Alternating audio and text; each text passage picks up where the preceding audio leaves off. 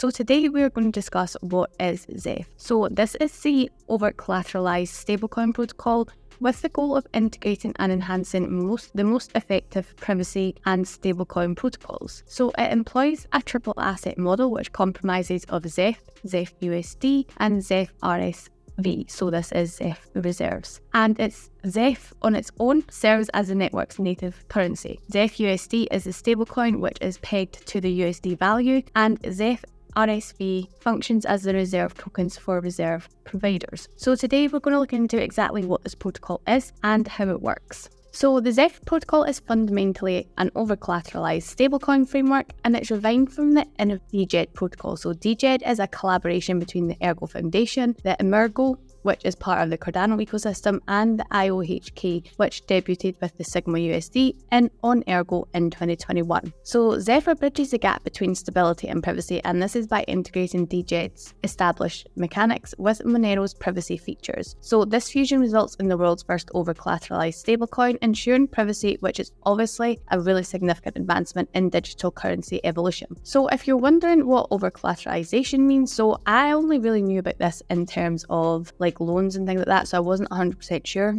But Zephyr bridges the gap between stability and privacy. So a key element of the Zephyr protocol is its over-collateralization feature, which actually strengthens the stability of its stablecoin. So over-collateralization involves holding more collateral in the reserve than the total value of the circulating stablecoins. So this approach guarantees that there are consistently adequate reserves to support the circulating supply of the stablecoin. So this mechanism effectively reduces the risk of what we kind of call it as bank runs. So this would be if a huge amount all withdraw their funds at the same time. So this can obviously destabilize the system, which we did actually see happen with Luna. So Luna fell into like what's known as this death spiral because the reserves were not released quickly enough to restabilize it after it had depegged. Now, an important thing to understand is obviously how does Zephyr avoid the same spiral of death as it is obviously pegged to USD. So Zephyr ensures that there are no Zephyr, so this is the base coin that we discussed. So this ensures that no additional Zephyr is created spontaneously because the backing of Zephyr USD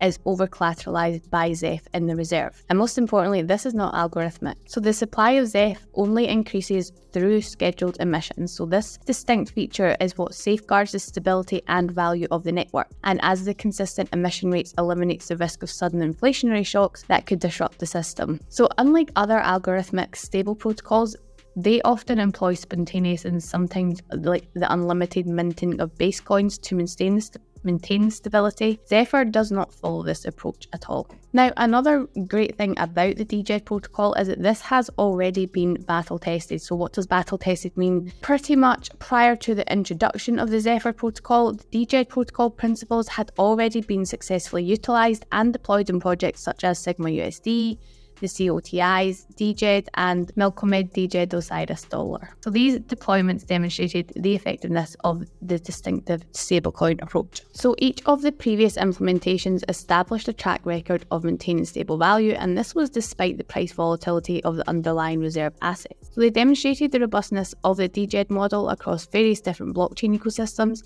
which obviously gives credibility to Zephyr's adoption of these same principles. So Zephyr is effectively looking to expand upon the success of the DGED protocol, but also enhancing the strategies by integrating Monero's privacy features. So this represents a huge advancement in the stablecoin market by combining both stability and privacy within a single decentralized platform. Now, if we look at the tokenomics of Zephyr, so the total supply is $18.4 million, and on CoinMarketCap, we can see that the self-reporting circulating supply is just over $2 million in circulation. But Zephyr does have the tail emissions in place. So tail emissions means that there's always a continuous reward given out for mining new blocks in the network. So obviously miners need motivation to continue mining. Like most things in life, people don't want to do it unless they're going to get something at the end of it.